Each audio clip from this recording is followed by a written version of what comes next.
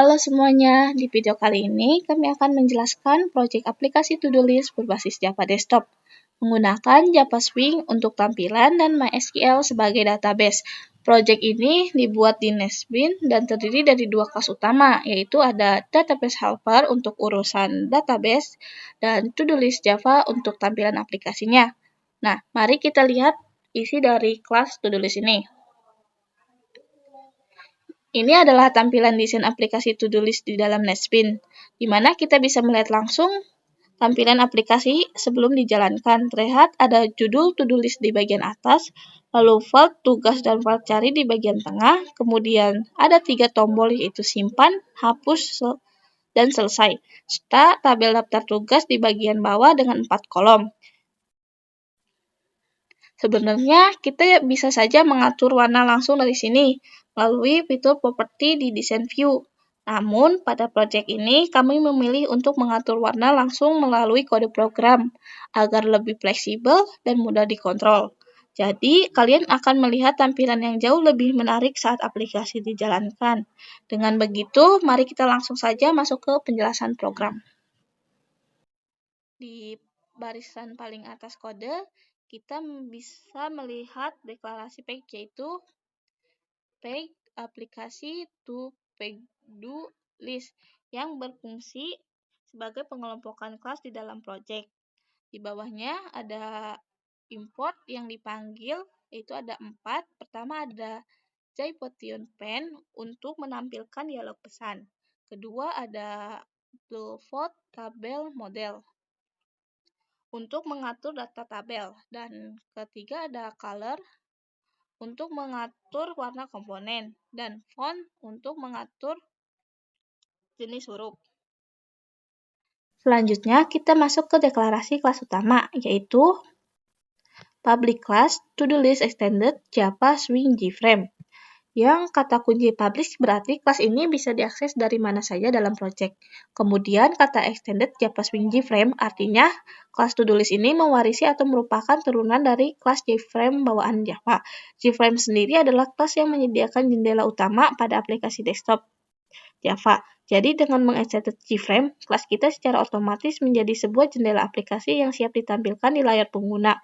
Di dalam kelas ini ada 2 atribut. Yang pertama ada default tabel model. Ini tuh untuk mengolah data tabel. Dan kedua itu atribut kedua itu ada database helper DB sama dengan new database helper. Nah, atribut kedua ini objek dari kelas database helper yang langsung dibuat begitu kelas to-do list dijalankan. Objek DB ini yang akan dipakai di seluruh kelas ini. Setiap kali kita perlu menyimpan, menghapus, mencari, atau mengambil data dari database. Selanjutnya, rekan saya yang akan menjelaskan secara detail tentang kelas database helper ini. Saya Yudhaya Saputra. Di sini saya akan menjelaskan kelas database helper yang berfungsi sebagai penghubung antara aplikasi Java dengan MySQL. Kelas ini menangani proses koneksi database, pembuatan tabel, serta aplikasi CRUD, yaitu create, read, update, dan delete. Nah, di sini pada baris awal package aplikasi .to_package go.list. Nah, di sini menunjukkan bahwa kelas ini berada pada package aplikasi .to_package do.list. Terus yang pertama ada package list. Baris pertama ini menunjukkan bahwa kelas ini berada di package list. Nah, terus ada import Java SQL. Import Java SQL ini digunakan untuk mengakses semua class yang berhubungan dengan database seperti connection statement, privilege statement, result set, dan drive manager. Nah, terus ada Java Swing di option panel. Ini digunakan untuk menampilkan pesan dialog apabila terjadi kesalahan saat koneksi database. Nah, terus ada di sini public class database helpers di deklarasi class. Nah, terus konfigurasi database. Di sini ada konfigurasi database. Nah, bagian ini berisi informasi koneksi database. URL di sini menunjukkan lokasi. URL di sini menunjukkan lokasi database, yaitu MySQL yang berjalan di localhost pada port 3306, yaitu local port 3306 dengan nama database db to do list. Nah, di sini user berisi nama MySQL yaitu root. Nah, di sini password dikosongkan karena pada XAMPP biasanya password default belum diatur. Nah, di sini preferred connection ini variable connection yang digunakan untuk menyimpan koneksi yang telah berhasil dibuat agar dapat digunakan oleh seluruh metode dalam kelas ini. Nah, terus ada konstruktor. Di sini konstruktor akan dijalankan secara otomatis ketika objek database helpers dibuat. Dalam klastor ini dapat dua proses, yaitu pemanggilan metode connection untuk membuat koneksi ke database, terus yang kedua ada memanggil metode create table if not exist untuk memastikan tabel to do list sudah tersedia. Nah, di sini ada metode connection. Metode ini bertugas untuk menghubungkan aplikasi Java dengan database. Nah, di sini ada class for name. Nah, di sini class for name digunakan untuk memanggil drive MySQL connection. Kemudian ada connection, drive manager get connection, URL user password. Nah, di sini digunakan untuk membuat koneksi ke database menggunakan URL user dan password. Nah, jika terjadi kesalahan di option panel show message dialog ini akan tampilkan pesan gagal koneksi jika terjadi kesalahan. Nah, agar pengguna mengetahui bahwa koneksi gagal. Nah, terus di sini ada private void create table if not exist. Di sini metodenya create table if not exist. Nah, metode ini digunakan untuk membuat table secara otomatis apabila table belum tersedia. Nah, terus di sini ada SQL create table if not exist to do list. Nah, di sini artinya jika table belum ada, maka buat table tersebut. Isi table terdiri dari 3 kolom. Nah, kolom pertama ada ID. Di sini ada ID. ID bertipe integer atau increment, membuat nomor secara otomatis, dan primary key untuk menjadikan ID sebagai identitas unik setiap data. Nah, kelompok kedua di sini digunakan untuk menyimpan nama tugas menggunakan varchar karena isinya berupa teks dengan panjang maksimal 255 karakter. Nah, di sini kolom ketiga status digunakan untuk menyimpan status secara default, nilainya belum selesai. Nah, di sini metode simpan. Metode ini digunakan untuk menambahkan data baru ke database. Nah, SQL yang digunakan insert into to do list tugas status values string. Artinya memasukkan data ke table, kemudian mengisi parameter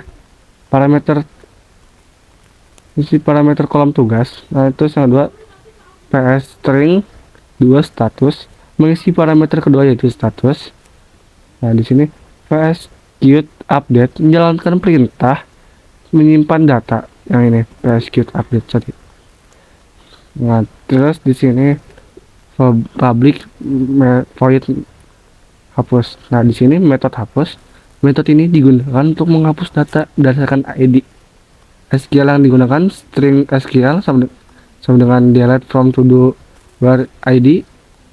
Nah, di sini artinya hanya data dengan ID tertentu yang akan dihapus. Nah, terus public void update. Nah, di sini metode metode ini digunakan untuk menghapus untuk metode ini digunakan untuk mengubah nama tugas. SQL yang digunakan di sini update to do list set tugas sama dengan where ID. Nah, artinya hanya kolom tugas yang akan diperbarui berdasarkan ID. Nah, terus ada metode status. Ini metode status. Di sini metode status.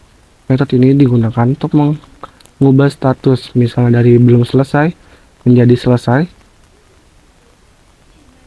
Nah, dari selesai ke belum selesai.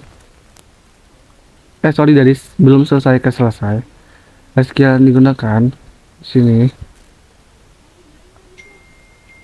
update to do list status where ID. Nah, terus ada public result get all. Metode ini digunakan untuk mengambil seluruh data dari tabel. SQL yang digunakan select bintang from to do list order by ID.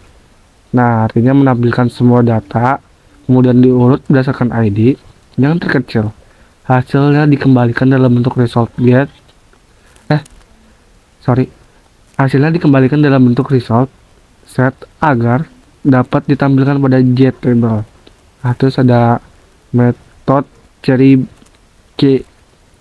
by keyword. Di sini metode cari by keyword. Nah, metode ini digunakan untuk mencari tugas berdasarkan kata kunci. SQL yang digunakan select bintang from to do list where tugas like order by ID. Nah, di sini operatornya menggunakan like.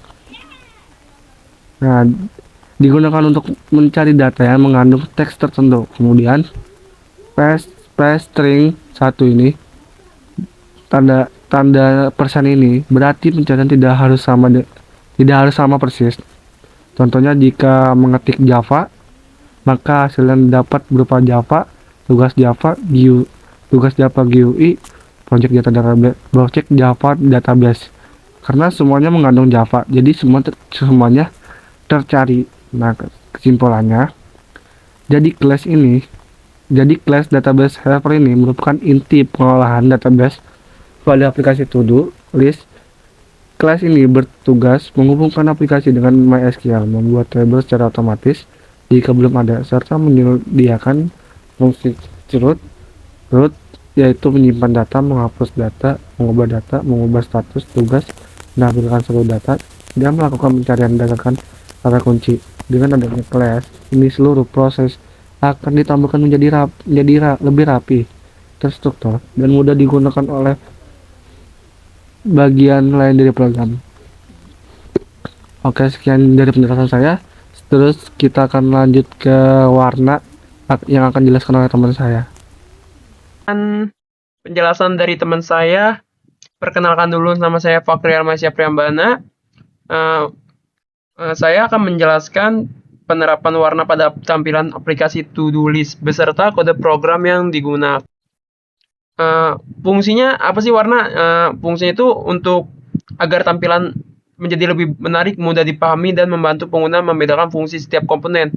Jadi biar pengguna itu lebih mudah aja fungsi-fungsinya, jadi biar tahu tombol-tombolnya gitu. Nah, langkah-langkah awalnya itu saya akan menjelaskan yang simpelnya dulu deh, yang get contact panels dan background colors bla bla bla bla gitu kan. Nah, ini tuh kodenya itu digunakan untuk mengubah warna latar belakang aplikasi menggunakan objek color dengan nilai RGB 237 233 254. Nah, nilai RGB itu menentukan warna latar belakang yang ditampilkan pada aplikasi. Nah, itu akan menghasilkan tampilan yang cenderung menyerupai warna ungu muda.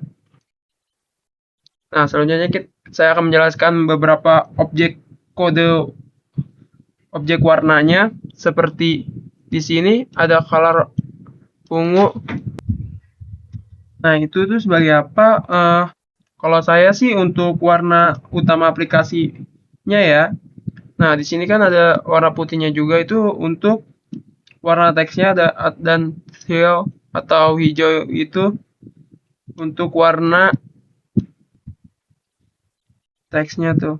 Nah, untuk warna merahnya itu saya yang untuk menghapus datanya agar terlihat lebih agar terlihat sama klien aja sih. Nah, untuk ini tuh fungsinya untuk kalau saya itu untuk judulnya. Kan saya kan judulnya to do list kan.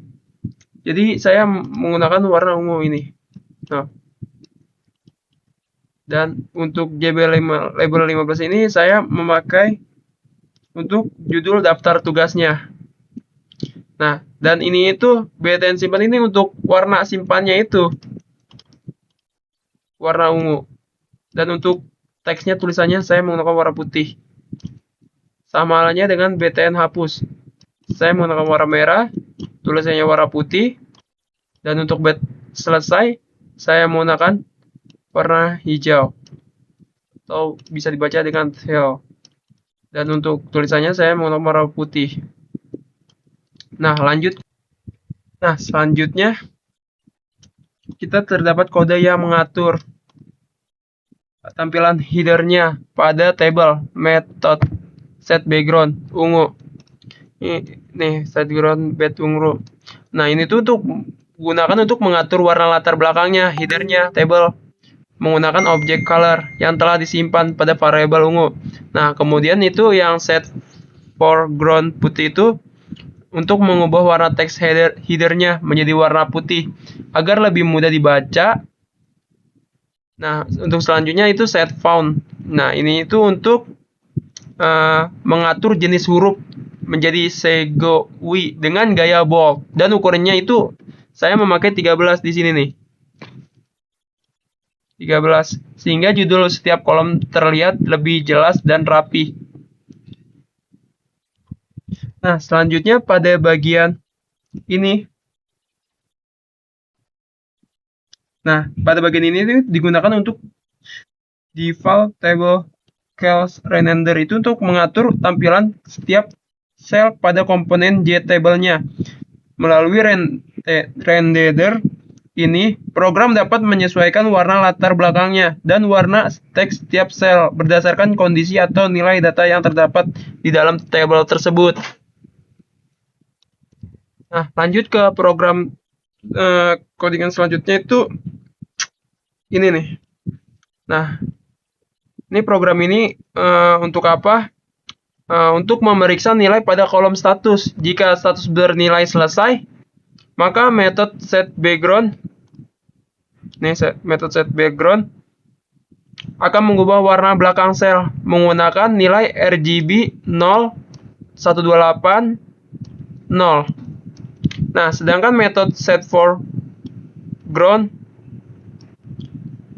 mengubah warna teksnya menjadi warna putih. Nah, pengaturan ini tujuannya untuk memberikan penandaan visual bahwa tugas telah selesai setelah dikerjakan. Nah, sebaliknya apabila status tidak bernilai selesai, ini bagian sini nih, maka metode set background-nya menggunakan nilai RGB 254, 226, 226 sebagai warna latar belakang. Nah, untuk sedangkan metode set foreground-nya menggunakan nilai RGB 153, 27, 27. Nah, untuk warna teksnya itu untuk warna teksnya. Nah, perbedaan tampilan tersebut memudahkan pengguna dalam membedakan tugas yang telah selesai dan yang belum selesai. Jadi ini itu untuk tugas yang selesai dan ini untuk tugas yang tidak bernilai selesai. Nah, lanjut ke program selanjutnya itu if as background set background bla bla bla bla. Nah, pada bagian ini variabel S-nya ini merupakan parameter bertipe boolean yang menunjukkan apakah suatu baris pada tabel sedang dipilih atau dipilih oleh pengguna. Apabila nilai S bernilai true, maka metode setBackground-nya akan mengubah warna latar belakang baris menggunakan nilai RGB 224, 231, 255. Nah, pengaturan ini bertujuan memberikan penandaan visual sehingga pengguna dapat dengan mudah mengetahui baris yang sedang dipilih. Nah, segitu aja. Saya akan memperlihat desainnya seperti mana.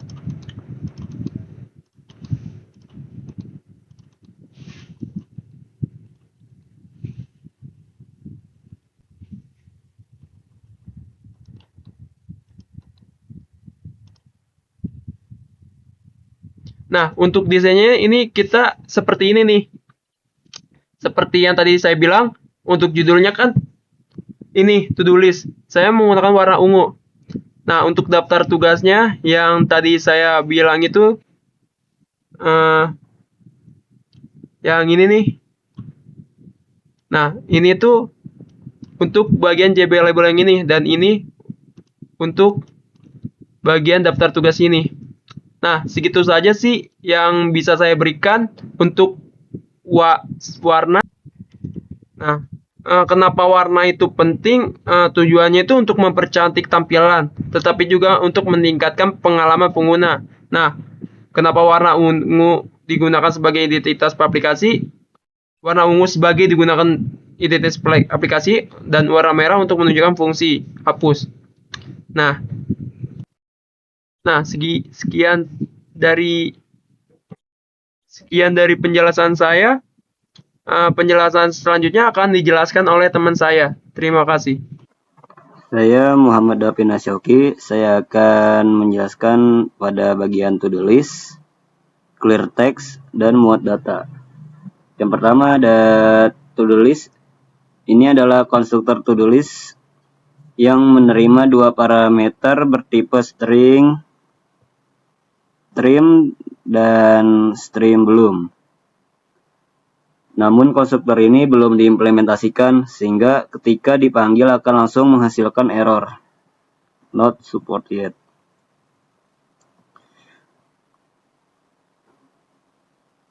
Biasanya kode seperti ini dibuat otomatis oleh NetBeans sebagai placeholder penanda bahwa metode atau konstruktor belum selesai dibuat. Lalu pada bagian clear text, di dalamnya ada 3, txt tugas setText, txt cari setText, dan tbl todo clear selection. Clear text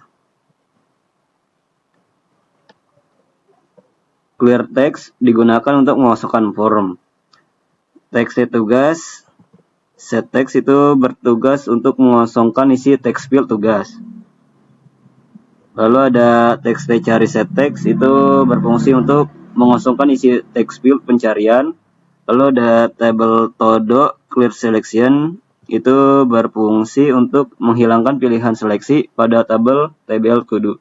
Biasanya metode ini dipanggil setelah data berhasil disimpan, dihapus, atau diperbarui agar form kembali kosong. Lalu pada public void muat data, metode muat data berfungsi untuk memuat data dari database ke JTable. Model set raw count 0 itu berfungsi menghapus seluruh isi tabel terlebih dahulu agar data lama tidak tampil ganda saat data dimuat kembali. Lalu ada Java SQL Result Sets. Itu mengambil seluruh data dari database menggunakan metode getAll dan menyimpan ke objek result set. Lalu ada if rs null return, itu berfungsi jika data yang diterima kosong, null, maka metode langsung berhenti. Lalu ada in no sama dengan 1. Ini berfungsi membuat nomor urut yang dimulai dari angka 1. Lalu ada while rs next, itu berfungsi melakukan perulangan selama masih ada data pada result set. Lalu pada model add raw new object, no plus plus, dan rsGetIn ID, rsGetString tugas, rsGetIn string status itu berfungsi, no plus plus itu berfungsi untuk nomor urut 1, 2, 3 dan seterusnya. rsGetIn ID itu berfungsi untuk mengambil nilai kolom ID. rsGetString tugas itu berfungsi untuk mengambil isi kolom tugas. Lalu rsGetString itu berfungsi untuk mengambil isi kolom status. Lalu ada catch Java SQLX Champion IE. Jika terjadi kesalahan saat mengakses database, program akan menangkap error tersebut dan menampilkan detail kesalahan di output atau konsol menggunakan print stack trace. Saya Raffi Zuhair.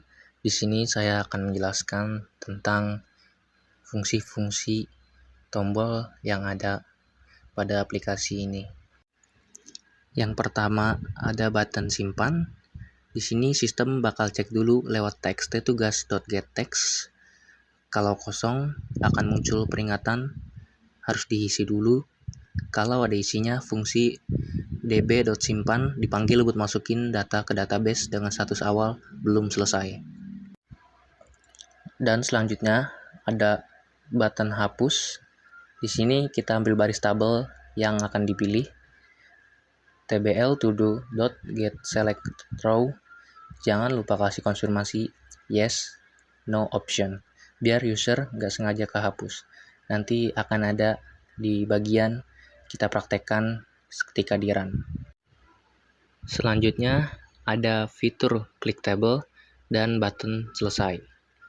Yang pertama, biar interaktif, pas tabel diklik, situ ada tbl to do mouse click, teks tugas otomatis ngisi ke txt tugas, biar gampang dilihat. Selanjutnya, kalau tombol selesai diklik, program bakal ngambil ID tugas dari kolom table, lalu panggil db update status, buat ngerubah statusnya langsung jadi selesai, di database maupun di tampilan table. Selanjutnya, di sini ada fitur pencarian data, di mana di situ ada button cari action perform dan txt cari action perform. Di sini, ketika kita ngetik kata kunci, modul that set row count 0 bakal ngebersihin tabel lama dulu. Setelah itu, metode db.cari by keyword akan narik data segar dari query SQL database pakai result set. Setelah itu, dimasukkan lagi ke tabel lewat perulangan atau while. Nah, selanjutnya kita run dan akan muncul seperti ini. Yang pertama, di sini kita akan masukkan tugas. Yang pertama data mining, kita klik simpan dan akan muncul pesan tersimpan.